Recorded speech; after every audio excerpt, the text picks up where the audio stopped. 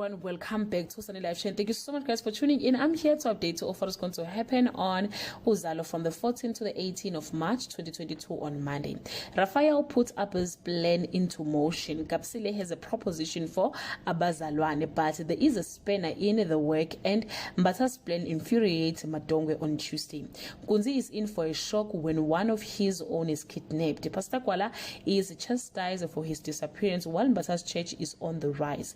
Nonka is met with a disappointment when her business struggle take off on Wednesday. Nonka is ecstatic after making a big sale, but danger follows her.